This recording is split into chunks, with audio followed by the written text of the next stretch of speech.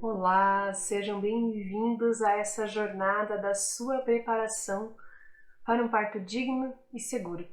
Eu quero parabenizá-los por essa decisão de viver plenamente esse momento tão lindo e sagrado de conceber, gestar e dar à luz a uma nova vida.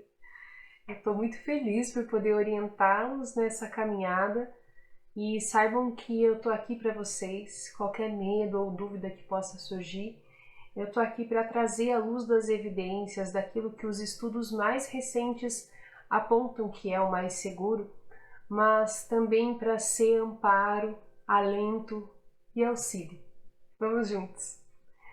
Hoje vocês vão conhecer a raiz de um problema que assola muitas famílias, muitas mulheres, quando se deparam com o parto normal, que é a mentalidade que ao longo dos anos foi sendo propagada de que nós não temos aptidão para dar à luz. Você vai saber como essa mentalidade foi criada e esse caminho que nós vamos trilhar juntos a partir de agora vai também te conduzir a um resgate histórico e até mesmo de fé. Porque se nós abrirmos a Bíblia no livro dos Números, nós vamos encontrar um recenseamento com o nome de muitas famílias, com muitas gerações, muitos filhos. São milhares de pessoas. E você sabe o que todas elas têm em comum? Eles nasceram de parto natural. Sim, parto natural, sem nenhuma instrumentalização, nasceram porque as mulheres que os conceberam, gestaram e deram à luz foram criadas por Deus perfeitamente para viverem esse momento. E ainda na palavra, no livro dos Gênesis, no capítulo 1, nós temos narrado a história da criação e ao fim desse capítulo o Senhor olhou para tudo que ele havia feito e diz a palavra que ele viu que tudo era muito bom. Tudo era muito bom, inclusive a mulher, sua capacidade de conceber, gestar e dar à luz a uma nova vida. E eu não digo isso apenas por olhar para a anatomia e fisiologia do corpo feminino e ver que elas são perfeitas, mas porque também no livro dos Gênesis, lá no capítulo 28, o Senhor vê homem e mulher criados à sua imagem e semelhança e os abençoa, dizendo: frutificai e multiplicai-vos, enchei a terra e submetei-a. Quando o Senhor diz isso, ele está dizendo: tenham filhos. E se ele que disse, faça-se a luz, e a luz se fez, por que é que ele diria, tenham filhos, se nós não pudéssemos tê-los, não é mesmo? E ainda na palavra em Isaías 66, no versículo 9, ele diz exatamente isso. Acaso eu dou a vida e não faço nascer? Vejam, o Senhor nos criou a imagem e semelhança suas. E por isso nós também somos coparticipantes do ato criacional. Ele nos criou perfeitamente, fez toda a anatomia do nosso corpo para que acolhesse, gerasse e abrigasse uma nova vida, fez toda a fisiologia do nosso corpo para que sustentasse essa nova vida e no tempo propício a fizesse nascer. Foi Ele que fez, Ele nos criou perfeitamente para isso e por isso, desde que o mundo é mundo, as mulheres dão à luz de maneira natural. Os bebês nascem por via vaginal, sempre foi assim. Vejam bem, a história do parto, a história dos nascimentos não é a mesma que a história da obstetrícia. Se nós olhamos para o tempo historicamente falando, a primeira cesárea foi feita em torno de 1500, enquanto que o parto sempre existiu. Novamente, você pode constatar isso lendo a própria palavra. E eu estou te contando isso porque você precisa enxergar essa realidade. E nesse momento eu falo especialmente para você, mulher. Você nasceu para isso, o seu corpo é capaz de dar à luz. Mas então, por que nossa sociedade é permeada por uma mentalidade cesarista e muitas vezes até antinatalista? Então, olhemos primeiro para a história dos nascimentos. Nas civilizações primitivas era tudo instintivo, os partos aconteciam nas cavernas, num lugar escurinho, que concedia abrigo, remetia a segurança, era muito mais silencioso e estável que o ambiente externo.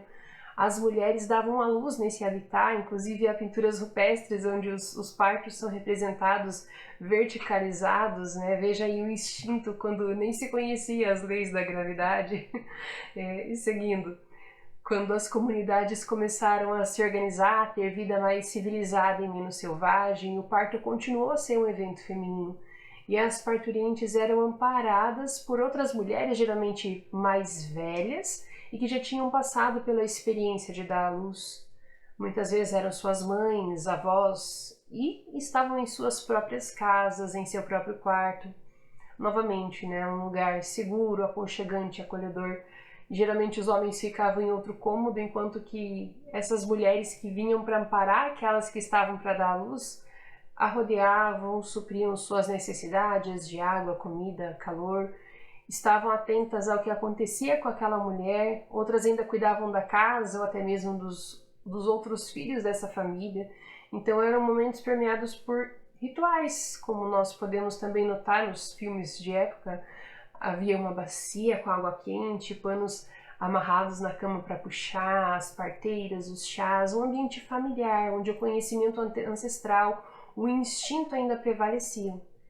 Mas nós também sabemos que sim, haviam taxas consideráveis de morbimortalidade, porque o conhecimento das parteiras, daquelas mulheres que assistiam esse momento era empírico, ou seja, era fruto de experiências, elas tinham vivido, ouvido, né? E quando acontecia algo desconhecido, elas não sabiam o que fazer, por isso haviam sim altas taxas de morbimortalidade, até que houve uma mudança nos paradigmas, que não foi de uma hora para outra. Inclusive por resistência por parte das mulheres que não queriam dar à luz sendo assistida por homens, não queriam sair de suas casas para dar à luz num lugar desconhecido e longe das pessoas que as ofereciam conforto e segurança, não queriam ficar à mercê de desconhecidos. Mas com o tempo, essa realidade de que o parto era um evento médico, que havia necessidade de intervenções instrumentais que acontecia num hospital, foi se tornando cada vez mais comum, mais aceita, apesar de que num primeiro momento as taxas de morbidade e mortalidade terem continuado altas. E aí se deu início a um ciclo de intervenções, porque acreditava-se que quem fazia o parto era o médico, portanto se iniciava um processo como o de uma cirurgia. Toda uma sequência de intervenções que se aplicava a todas as mulheres, necessitando ou não, como por exemplo o jejum, a tricotomia, que é a raspagem dos pelos, a lavagem intestinal, a posição da litotomia, né, de barriga para cima com as pernas abertas para que o médico pudesse acompanhar o processo de maneira mais confortável e também visualizando tudo. Algumas mulheres recebiam tanto anestésico que chegavam a apagar, deliravam e apagavam. Isso porque se impôs a ideia de que não eram elas que faziam acontecer o parto, eram apenas os médicos. Então elas não precisavam nem mesmo estarem acordadas e ativas para aquele momento. E realmente aquela sociedade compreendia o parto como uma cirurgia, só que por via vaginal. Por isso as gerações das nossas mães, avós, têm horror ao parto normal, que na verdade era anormal nesse contexto, porque elas chegavam num lugar frio, e frio não só de temperatura, mas de acolhimento também, né? Barulhento, onde elas não conheciam ninguém, se sentiam inseguras, vulneráveis, sem nem saber o que esperar, o que estava acontecendo, o que iria acontecer, porque se deixou de transmitir de mãe para filha esse tipo de conhecimento, né? Já que não éramos mais nós mulheres as responsáveis por esse momento, e independente do tempo de trabalho de parto, né? Elas eram deixadas em jejum total, eram horas sem água, sem comida, onde ficavam sozinhas, porque, pasmem, mas a lei do acompanhante é de 2005.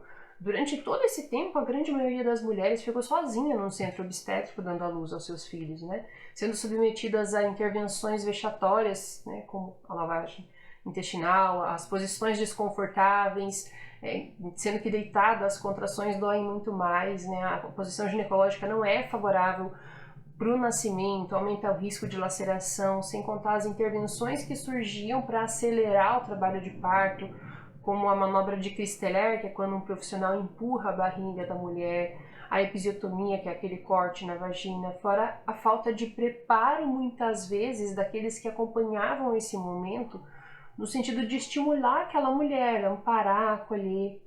E tudo isso fez com que os seus corpos liberassem hormônios que são antagonistas, são contrários àqueles que devem ser liberados durante o trabalho de parto para que ele evolua de forma satisfatória.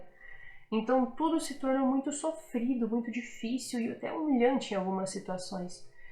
E daí dessa história de terror vem a raiz da nossa mentalidade de que nós não podemos dar à luz, de que nós não conseguimos, que nós não somos capazes, de que precisamos de alguém que o faça por nós, que interfira naquilo que é natural, que o nosso corpo foi criado desde o princípio do mundo para fazer, que é dar à luz aos nossos filhos. E quando houve a possibilidade de optar entre esse circo de horrores e um procedimento cirúrgico que acontece com hora marcada, é rápido, então a equipe se mostra muito mais positiva naquele momento, né, onde não é xingada, não se passa vergonha, não há chacota, onde tem anestesia logo, não sofre. Óbvio que as mulheres passaram a preferir esse procedimento que nós chamamos de cesárea. E só para deixar claro, eu não sou contrária à cesárea, quando bem indicada, porque ela existe justamente para salvar vidas. Mas como eu falei no início, o nosso corpo é preparado para isso. Então, quando acontece algo que necessita de uma intervenção cirúrgica, isso é a exceção e não a regra. Mas nós vivemos num país onde a taxa de cesárea é a segunda maior do mundo. No Brasil, aproximadamente 55% dos nascimentos se dá via cesárea, e isso é no SUS, porque no cenário de convênios e particular esse percentual passa os 80%. Nós somos o segundo país do mundo com as maiores taxas de cesárea. Olhando para esse cenário, será que é possível que mais da metade das mulheres desse país tenham algum problema ou defeito que as impeça de ter um parto normal? Será que o Senhor errou nisso? Eu não creio. E hoje, além de lutar contra um sistema que é cesarista por praticidade, por comodidade, nós também precisamos vencer, quando queremos um parto natural, a mentalidade da nossa sociedade que também é cesarista. Ou, por acaso, quando você diz para alguém que quer um parto normal, as pessoas não fazem cara de admiração, não dizem, você é corajosa, hein? Porque o parto remete àquela cena de horror que nós falamos há pouco. Ou dizem, as mulheres da nossa família não conseguem parir. Ou até mesmo já orientam, né? Marca uma cesárea que é mais fácil. Então, nós precisamos sim cuidar do nosso corpo para vivermos bem esse momento, mas sem nunca deixar de cuidar da nossa mente, da nossa alma. Por isso, nós precisamos ter muito claro em nosso coração o porquê de querer ter um parto normal. Porque quem tem um porquê aguenta qualquer como. Você pode seguir todas as minhas orientações, fazer todos os exercícios que eu vou te ensinar, saber que seu corpo foi perfeitamente criado para esse momento. Mas se você não tiver bem claro em sua mente o porquê de tudo isso, se o porquê for querer provar para alguém ou para si mesma que você pode, para contrariar alguém, ou porque acha bonito o empoderamento da mulher que consegue parir, eu sinto em informar, mas é muito provável que você não conquiste seu parto normal, o seu parto natural. Porque um porquê precisa ser sólido, precisa ser alicerçado na rocha. E o primeiro motivo que eu te dou, que deve ser firmado aí no seu coração, é porque o Senhor te criou para isso. Porque o Senhor te sonhou isso para você desde toda a eternidade, por isso você pode, você consegue, porque não é na sua própria força, mas na força daquele que é e que já te preparou para viver esse momento tão divino de dar a luz a uma nova vida.